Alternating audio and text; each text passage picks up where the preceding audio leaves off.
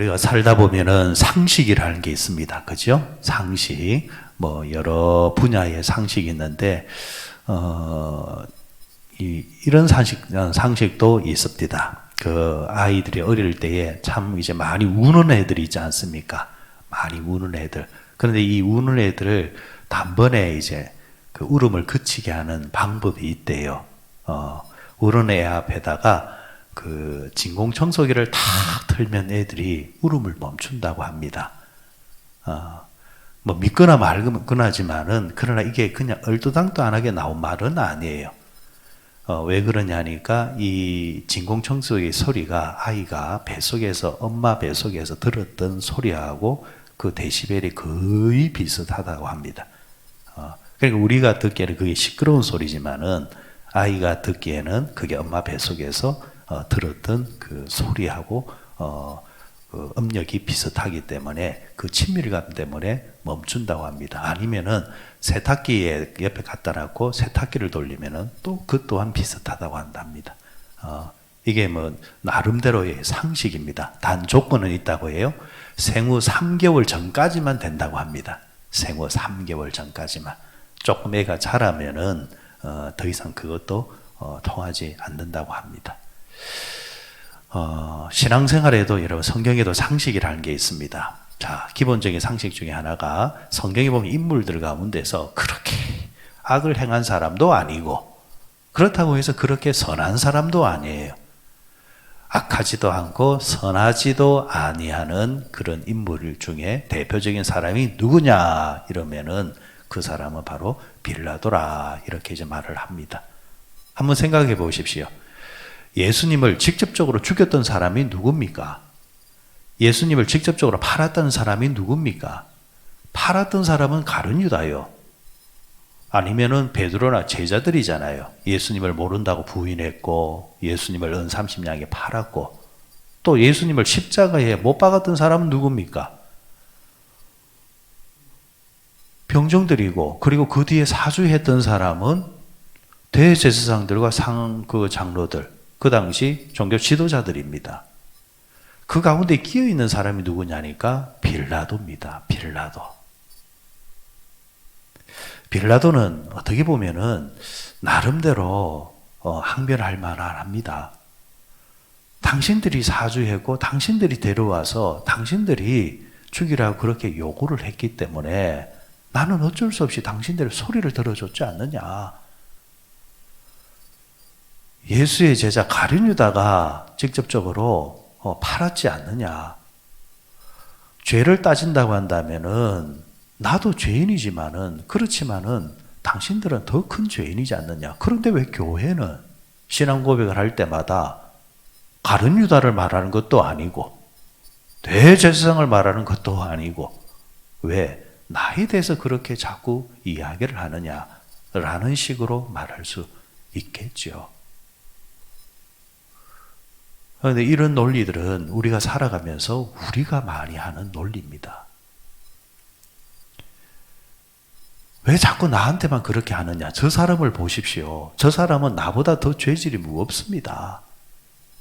저 사람이 나보다 더 못된 사람인데 왜 나에 대해서만 그렇게 하느냐라는 것.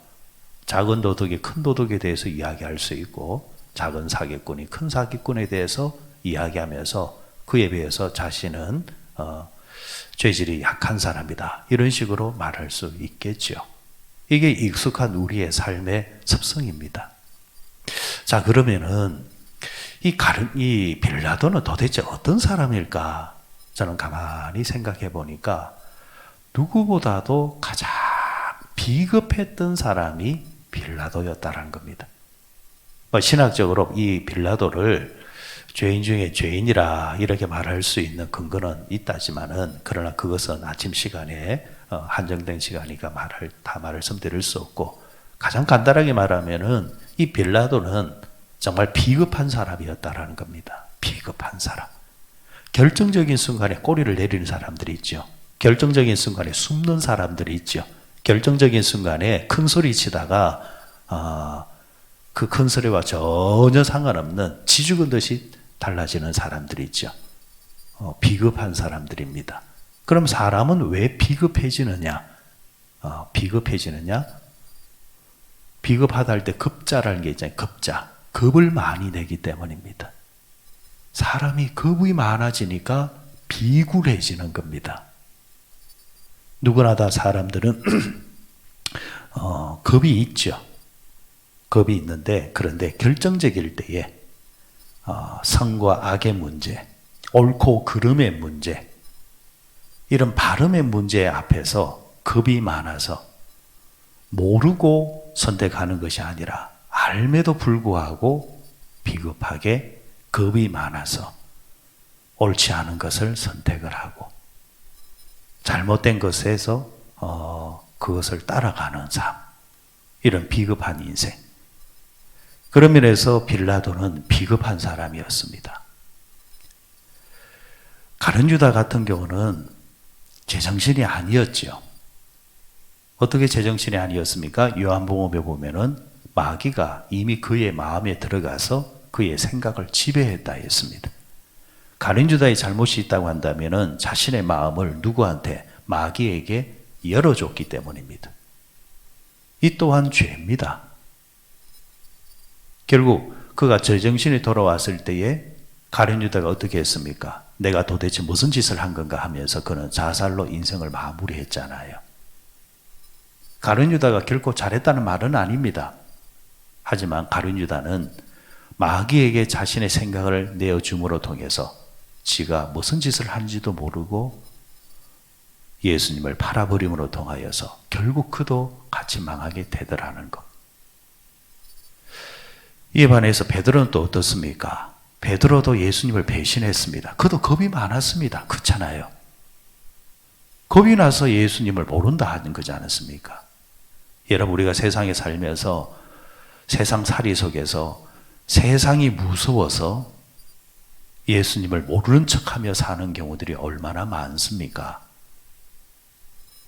식당에서나 여러 공공장소에서 교회라면 충분히 행하는 그런 행동들 절대 하지를 않습니다. 누가 보는가 싶어서, 사람들이 싫어할까 싶어서 하지를 않습니다. 왜? 그 안에 겁이 있기 때문입니다. 겁이 있다라는 거예요. 그런데 그런 베드로는 나중에 어떻게 했습니까? 철저히 회개를 하잖아요. 회개하고 난 다음에 베드로의 삶은 어떻게 됩니까? 심지어 십자가 앞에서도 뭐라고 말하느냐니까 예수님께서 십자가에서 이렇게 돌아가셨는데 내가 어떻게 똑바른 십자가에서 죽을 수 있습니까? 나의 죽음은 그렇게 하지 마십시오. 십자가에 거꾸로 매달려 순교한 사람이 베드로입니다. 회개하고 난 다음에 그의 비겁함은 담대함으로 완전히 바뀌어버립니다. 그에 반해서 빌라도를 가만히 보게 되어지면은 시종일관 처음부터 끝까지 비겁합니다. 그의 직업이 정치인이라서 그런지 모르겠습니다. 여기 가서는 요 말하고 저기 가서는 저 말하고 그때 그 순간 자리에 따라서 말을 바꾸며 살아가는 인생이 그의 인생이었는지라 어떻게 보면은 그 비겁함이 그의 직업과 그의 삶 때문에 그럴 수도 있겠지만 그러나 그는 처음부터 끝까지 마음만 조금만 담대하게 먹으면 진리의 길을 충분히 걸어갈 수 있는 위치에 있는 사람임에도 불구하고 조금 더 손해보지 않으려고 하는 그 생각이 결국에는 비겁함의 대명사로 지금까지 남겨져 있다는 겁니다. 자, 이 빌라도의 모습을 오늘 추적을 해보면 어제 말씀을 보았듯이 빌라도는 일찍이 누구와 교련지간이었습니까? 빌라도는 헤롯하고 철천지 원수입니다. 철천지 원수인데 이 사람은 자신의 이익과 관련되니까 그 사람의 손을 어떻게 잡습니까? 덥석 잡습니다. 오늘까지 싸웠어요. 원수예요. 나름대로 명분이 있습니다. 그런데 내일을 딱 돼가지고 어떻게 하느냐? 그거는 그거고 야, 이 사람하고 손잡으면은 내게 이익이야. 그게 악이 되든지 그게 더러운 것이 되든지 치사한 것이 되든지 상관이 없다라는 겁니다. 마귀하고도 손을 잡을 수 있는 그런 소유자였던 겁니다. 자, 이에 반해서 예수님은 어떠하셨습니까? 로마서의 말씀을 보면은 우리가 원수 되었을 때에, 우리가 죄인 되었을 때에 누구하고? 하나님하고. 인간과 사람은 원수지간이었습니다. 왜? 인간이 뭘 지배하고 있었냐? 뭐가 인간을 지배하고 있었냐? 악과 죄가 지배하고 있는 겁니다. 여러분, 사람은 태어나는 순간 착하게 태어납니까? 악하게 태어납니까? 참 우리가 헷갈리지만은 사람은 악하게 태어납니다. 그래서 여러분, 아이들이 자랄 때를 가만히 보십시오. 아이들이 자랄 때에 아이들은 가만히 놔두면은 그냥 그야말로 죄인입니다. 보세요. 거짓말을 부모들이 가르쳐 줍니까? 안 가르쳐 줍니까? 안 가르쳐 줍니다. 안 가르쳐 줘도 알아서 거짓말을 합니까? 안 합니까? 해요. 안 그래요? 합니다. 여러분, 부모가 아이한테 도둑질 하라 합니까? 안 하라 합니까? 하지 말라 하잖아요.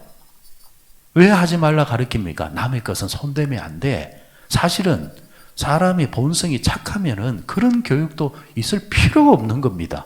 그렇잖아요. 그런데 그런 말들을 자꾸 하는 이유가 뭐냐니까, 내버려 두면은 지가 알아서 가서 지 묻고 싶으면은 설득하기도 하고, 지 가지고 싶으면은 문방구에서 설득하기도 하고. 이게 그렇잖아요. 이게 사람이라는 겁니다. 사람. 아이들이 조금만 더 자라면은 엄마보다 아버지보다 덩치가 커지면은 예전에 비해서 말을 더 잘 듣습니까? 잘 안 듣습니까? 여러분, 잘 안 듣잖아요.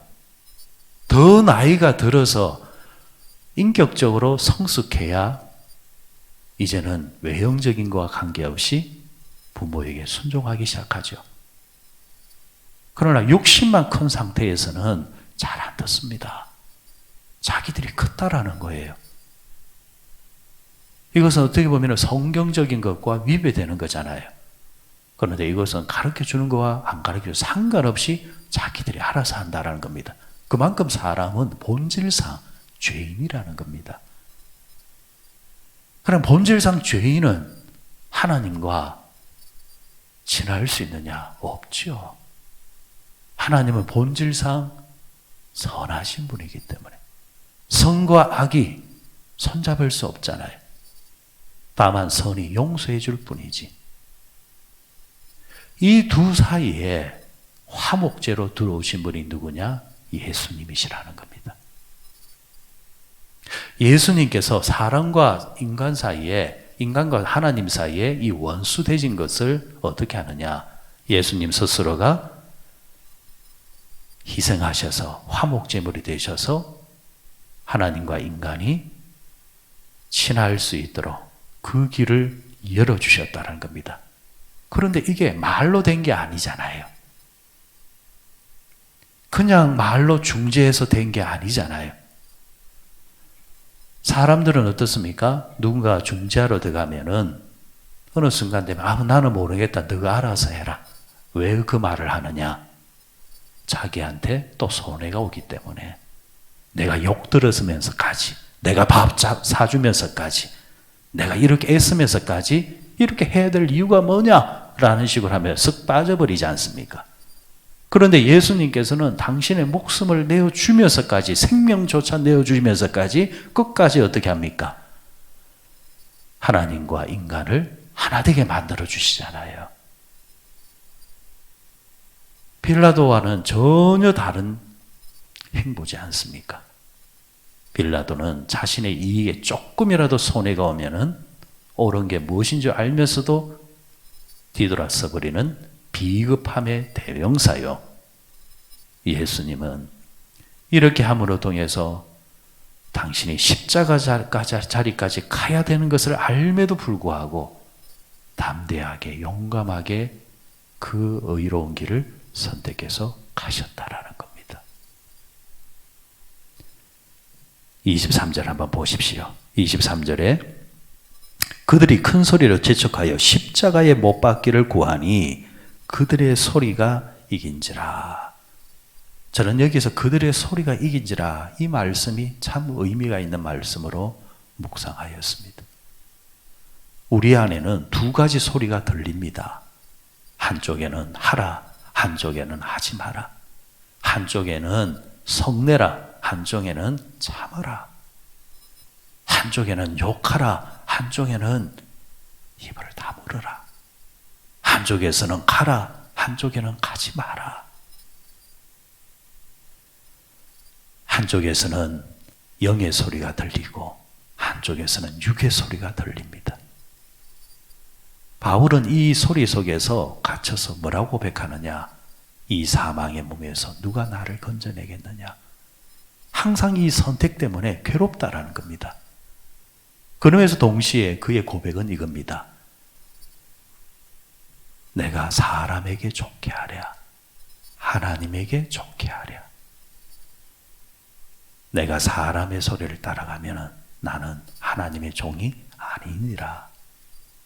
이 말은 다르게 말하면 내가 누구를 겁을 내랴, 내가 사람을 겁내랴, 내가 하나님을 겁내랴. 저는 여기에 답이 있다고 봅니다. 여러분 신앙생활 하나님 겁내면은 다 잘합니다. 하나님 겁내면은 여러분 성경적으로 신앙생활 하게끔 되어져 있습니다. 그런데 현대 그리스도인들은 겁을 내야 될 하나님은 겁 안 내고요. 사람들을 겁을 냅니다. 나하고 친한 사람이 비성경적으로 비신앙적으로 말을 하고 행동해도 저 사람은 나하고 친하니까 그냥 편들어 줍니다. 같이 죄를 지어요. 같이 수근수근 합니다. 왜? 알매도 불구하고 그게 이 사람하고 친하게 지내는 길이기 때문에 결국 여러분 나중에 보면은 그런 친함은요 다 깨어집니다. 그런데 그에 반해서 하나님하고 친한 사람이 있습니다. 하나님하고 친한 사람은 하나님이 겁이 나기 때문에 가릴 줄을 압니다. 그러면은 그 잠시 동안은 너는 왜 내 편 안 들어주냐? 라는 식의 소리를 들어도요. 나중에 보면은 뭐라고 말하느냐 하니까 저 사람이 정말 좋은 사람입니다. 딱 그렇게 말하게 되어 있습니다. 내 안에서 어떤 소리가 이길 수 있도록 하느냐? 그거는 나의 책임입니다. 지금 빌라도는 자신 안에서 있는 그 비겁함의 소리를 들은 겁니다. 예수가 잘못이었고 예수를 풀어줘야 됨에도 불구하고 그래도 유대인들이 굳이 저걸 원하니까 나도 모르겠다. 너가 알아서 해라. 나는 상관이 없어. 이래야만 내가 이들에게도 인기가 있고 총독의 자리를 오래 잡을 수가 있으니까 요 소리에 그냥 고개를 숙여버리는 겁니다. 여러분 그런 면에서 오늘 저와 여러분들은 내 속에서 일어나는 소리를 들을 때마다 어떤 소리에 여러분들 반응하십니까? 내 속에서 사람의 소리가 들릴 때마다 더 큰 소리를 내버려야 됩니다. 여러분 사람의 귀는요 다 못 듣게 돼 있습니다. 큰 소리가 작은 소리를 그냥 이겨버리기 때문에 소음 속에서도 더 큰 소음이 들리면은 작은 소음은 있는지도 모릅니다. 자, 그러면 어떻게 되느냐? 내 안에서 이런 소리가 들리면은 기도의 소리를 더 크게 내는 겁니다. 찬송을 더 크게 부르는 겁니다. 말씀을 더 크게 부르는 겁니다. 그러면 그 소리가 내 안에서 일어나는 그런 비겁함의 소리를 덮어버릴 뿐입니다. 안 들리는 겁니다. 말씀을 맺겠습니다. 마리아에게 소리가 들렸습니다. 너의 태를 통해서 내가 잉태하겠다. 처녀의 소리, 소녀가 그 소리를 들을 때 얼마나 깜짝 놀라겠습니까? 얼마나 겁이 나겠습니까? 마리아가 하지만 뭐라고 고백하느냐? 나는 주의 계집종이오니 주의 뜻대로 하시옵소서. 그러면서 하나님의 소리를 품어버립니다. 여러분, 오늘도 하나님은 여러분에게 말씀할 거고, 아니면은 여러분 안에서 마귀의 소리, 비겁함의 소리가 또 여러분의 마음을 변호할 겁니다. 내가 누구의 소리를 듣고 누구의 소리에 따라갈 건가? 아무쪼록 예수님의 소리가 늘 들리시고 그 소리를 따라갈 수 있는 저와 여러분만 되시기를 주의 이름으로 축원드립니다.